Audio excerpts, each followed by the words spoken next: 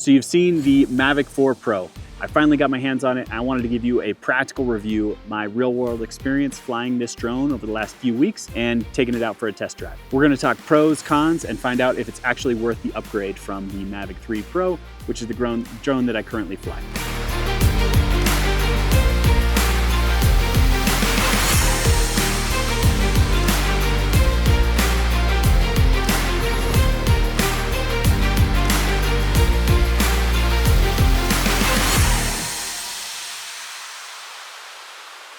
All right, so this is gonna be a bit of an informal review. I'm gonna be overlaying some footage and photos I captured with this drone, testing it here in Colorado, capturing the fall, as well as a trip down to the Four Corners area where I was able to fly it and capture some footage out in the desert. So I'm just gonna run through some pros and cons, and you guys can review the footage as you watch. And I'll talk about what I liked about this drone and a few things that bugged me that I think could be fixed and improved in future versions. So the first thing I noticed with this thing is the battery life. It is quite impressive. So the creator combo that I have here comes with 3 of these batteries that claim a 52-minute flight time, I believe. And it's actually, it feels like a bit of an upgrade. I thought that the Mavic 3 Pro had a long battery life, but sliding these things in here, firing it up, I took multiple flights on this drone with the same battery, and I wasn't really concerned about getting back to home point without having plenty of battery left. So that's an awesome upgrade. I love more battery life. That's just great. Another thing I loved, the controller. The controller is awesome. So as you can see, when it pops up, the control sticks flap out. You fold down the antennas, and as soon as you open it up, it fires right up.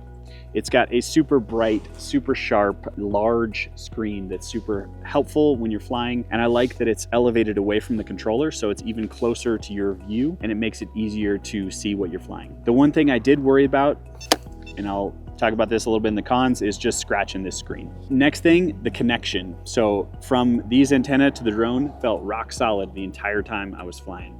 Never had any issues with dropped signal or even flying, you know, just through trees and where there might be some interference.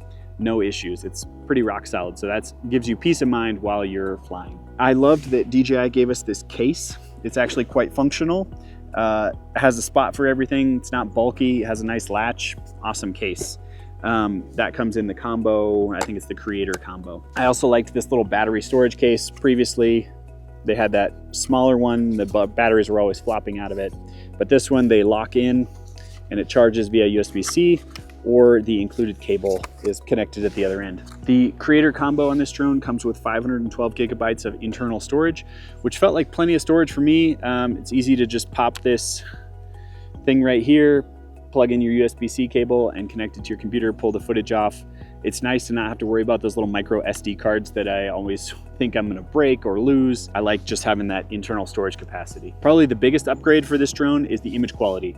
So with the Mavic 3 Pro, you're getting 20 or 24 megapixel stills. With this, you can use the quad bear technology to get up to 100 megapixel stills, which is awesome. Those images look great. It also shoots 6K 60, which is quite an increase from the previous 5.1K. You know, as you get more resolution, you can crop in. It just gives you more versatility with your footage. I really liked the image quality on this drone. It's getting excellent dynamic range, good performance in low light. When you increase that ISO, it doesn't seem to impact the footage significantly, which I appreciated. The next feature I loved was the ability to take this screen, rotate it, and it rotates the gimbal on the drone, and you can easily record native vertical footage, which I appreciate because I shoot some social content for some clients, and it's nice to be able to record that native instead of having to crop in and pull a vertical image out of a horizontal frame. With the LiDAR and obstacle avoidance sensors on this drone, this thing is relatively hard to crash. I had it flying in low light. I had it flying through trees without leaves where the leaves had fallen off, and it's just little tiny branches. This thing navigated around them quite well, and I was really impressed with how the obstacle avoidance just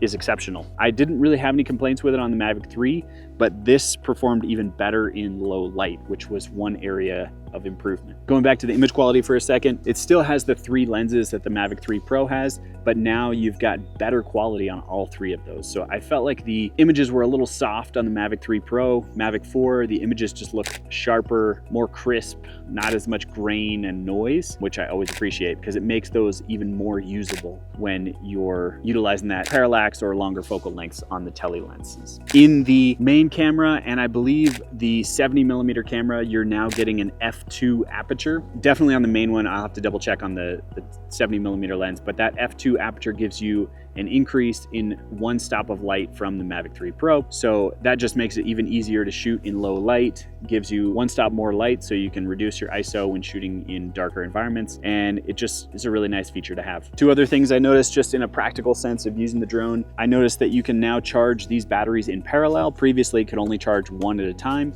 So I would have 2 chargers running if I was really trying to charge batteries quickly, but now you can have them simultaneously charging, which is more efficient. The other thing I noticed was just the overall speed of everything. So when you're switching modes on the controller, when you're changing frame rates, when you're switching from photo to video, it's just faster. There's a little bit of lag, especially on my DJI RC controller with the Mavic 3 Pro, and it just takes a couple seconds for everything to change over. But this just felt more efficient, and it saved me a little bit of headache and frustration, especially when I'm shooting in fast-paced environments. All right, so let's talk through some cons. This thing has a 28mm lens instead of a 24mm lens, so you're getting a narrower field of view on the main camera. File sizes are big. You shoot 6K 60, definitely gonna need some hard drive space.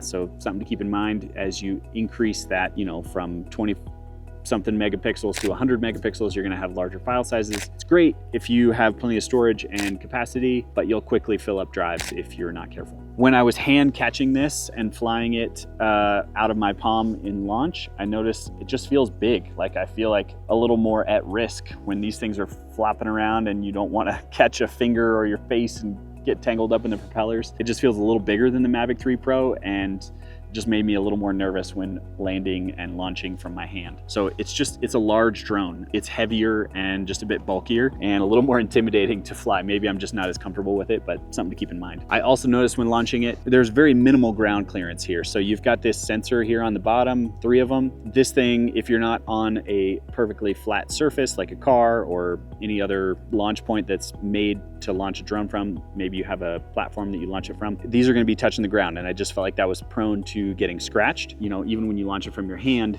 is touching those sensors, which I didn't appreciate. I would love if there was just a little bit of relief to protect those in some way, or even just extending these legs a little bit so that when you set it on the ground to launch it, you're not setting your sensors directly into the dirt. I mentioned the screen being a little bit fragile in terms of always being exposed. I would highly recommend you get a cover for this, which could also have a sunshade incorporated, and that protects the screen when you're putting it, you know, when you're out and about. I also noticed they've changed the design of the legs a little bit, so this folding is just a little bit different. Took a second for me to get used to, but I do appreciate that they don't interfere with each other, so it doesn't matter the order that you unfold those in. However, you will notice that it is set so that one of the legs automatically turns on the drone, which is great because it fires up quickly, but if you're not used to that, it's just can be a little bit annoying. So you can turn off that feature. I haven't done it yet, but I did notice that, especially when I'm flying the drone, stopping it, it's just simpler for me to turn it on and off here. And especially, I like to take the battery out and leave it folded up when I have it on my desk and I'm pulling the storage off. And sometimes it would it would turn on the drone while I was trying to pull out the battery, which is kind of annoying. The gimbal cover, still a little bit clunky.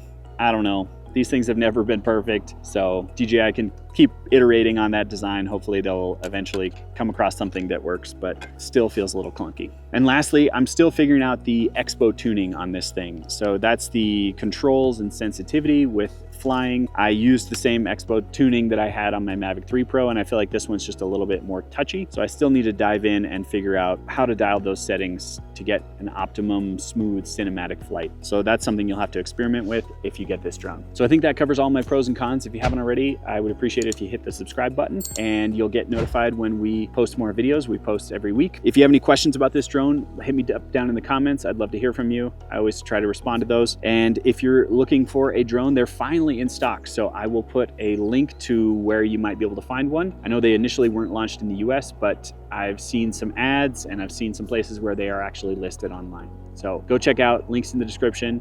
Thanks so much for watching, and I'll see you in the next video.